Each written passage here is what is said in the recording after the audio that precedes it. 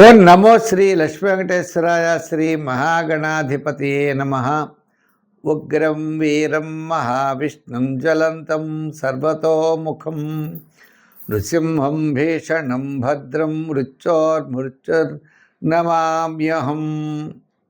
ప్రేక్షకుల నమస్కారాలు తెలియజేస్తూ మనం ఈ వారం రాశి ఫలాలు తెలుసుకుందాం.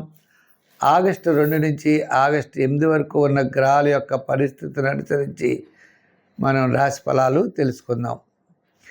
ఆగస్టు 2వ తారీఖు నుంచి అంటే ఇప్పుడు కుంభ, మీన, మేష, వృషభ రాశుల్లో చంద్ర సంచారం, రవి గురులు కర్కాటక రాశిలో, బుధుడేమో మిథున రాశిలో, శుక్రుడు కన్యా రాశిలో, అదేవిధంగా సింహరాశిలో కేతువు, కుంభరాశిలో రాహువు, మీనరాశిలో శని. ఈ విధమైనటువంటి కుజుడు ప్రస్తుతం మనకి వృషభ రాశిలో ఉన్నాడు, తర్వాత మిథున రాశిలోకి రాబోతున్నాడు. ఇటువంటి గ్రహాల యొక్క పరిస్థితిని అనుసరించి మనం ముఖ్యమైన వ్యవహారాలు ఎప్పుడు చేసుకోవాలి, ఎలా చేసుకోవాలి, మన రాశికి ఎలా ఉంటుంది ముఖ్యంగా ఇవన్నీ కూడా జ్యోతిషం ఒక లైటింగ్ లాగా మన యొక్క జీవన విధానాన్ని మనకి చూపిస్తుంది. ఒకవేళ మనకి అనుకూలంగా లేకపోతే మనం జాగ్రత్తలు తీసుకోవాలి. బాగుంటే కొంచెం ఫాస్ట్గా ముందుకు వెళ్ళడానికి అవకాశాలు ఉంటాయి. అంచేత ఈ వారం ఏ ఏ గ్రహాలు మనకు అనుకూలంగా ఉంటాయి, ఏ ఏ గ్రహాలు అనుకూలంగా ఉండకపోతే మనం ఏ విధమైనటువంటి పరిహారములు చేసుకోవాలి. పరిహారాలు కూడా ఏంటి, మనలో పాజిటివ్ వైబ్రేషన్స్ని డెవలప్ చేస్తాయి.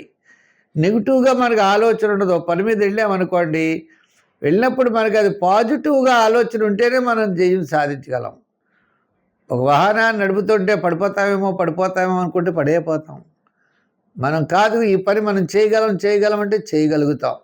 ఈ విధమైనటువంటి విల్ పవర్తో, ధైర్యంతో వెళ్ళడానికి, దైవ బలం అనుకూలించడానికి, గ్రహాల యొక్క బలం అనుకూలించడానికి చిన్న చిన్న పరిహారాలు మనం చేసుకోవాలి. చేసుకున్నట్లయితే తప్పకుండా మంచి జరుగుతుంది. ముందర మన రాశి ఎలా ఉందో తెలుసుకుందాం. తులారాశి. ఈ తులారాశి వారికి 6వ స్థానంలో సాటర్న్ శని, సరిగ్గా దశమంలో రవి. ఆత్మస్థైర్యం ఎక్కువగా ఉంటుంది. మరి మిగిలిన గ్రహాలన్నీ కూడా మిశ్రమంగా ఉన్నాయి. అంటే దశమంలో రవి వల్ల ఆత్మస్థైర్యము, 6వ స్థానంలో సాటర్న్ వల్ల ఎంతటి కార్యక్రమాన్ని పూర్తి చేయడం ఉంటుంది. ఈ వారం చంద్రుడి యొక్క బలం చాలా అనుకూలంగా ఉన్నది. ఆదివారం, సోమవారం సామాన్యంగా ఉన్న, మంగళ, బుధ, గురు, శుక్రవారాలు 4 రోజులు కూడా చంద్రుడి యొక్క బలం అనుకూలంగా ఉండడం చేత ధైర్యంగా, మానసికమైన ప్రశాంత వాతావరణంతో ముఖ్యమైన కార్యక్రమాలు పూర్తి చేయడం, ఆర్థిక ప్రోత్సాహాన్ని పొందడం, బంధుమిత్రుల యొక్క సహాయ సహకారాలు కంప్లీట్గా మీకు పొందడం జరుగుతుంది. వార ప్రారంభంలో కొద్దిగా పనులు ఆలస్యం అవుతాయి.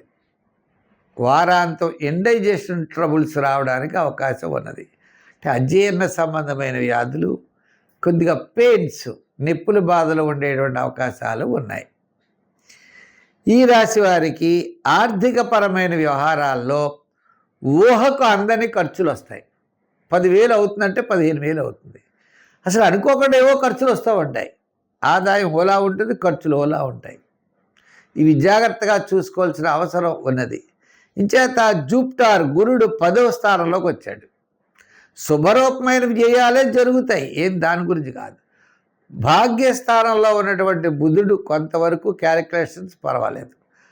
అష్టమంలో ఉన్నాడు కుజుడు, ఆయన భాగ్యంలోకి వస్తున్నాడు. ఆయన ఇటుపైన పర్వాలేదు.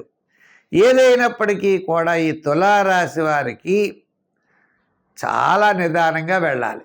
రాశ్యాధిపతి ఎవరైతే శుక్రుడు ఉంటాడో ఆయన వ్యయంలో నీచ స్థానంలో ఉండడం ద్వారా అకాల భోజనాలు, శ్రమ, మీరు ఇలా అనుకుంటే అలా జరగడం, చిన్న చిన్న చికాకులు, స్వల్పమైన ఆటంకాలు ఎదురయ్యేటువంటి అవకాశాలు ఉన్నాయి. విద్యార్థులకి చక్కని పొజిషన్ ఉంటుంది, ఉద్యోగస్తులకి ఇబ్బంది లేదు, రాజకీయ నాయకులకి పెద్దగా అవకాశాలు లేవు, వృత్తుల వారికి పెద్దగా డెవలప్మెంట్స్ యావరేజ్గా కనబడుతోంది. వ్యాపారాత్మకంగా మనం చూసినా కూడా క్యాలిక్యులేషన్స్ కొంతవరకు అనుకూలంగానే ఉన్నాయి. సంఖ్యల్లో 6, రంగుల్లో తెలుపు, ఆరాధనలో అమ్మవారిని వదలకండి, చక్కని మంచి ఫలితాలు ఉంటాయి.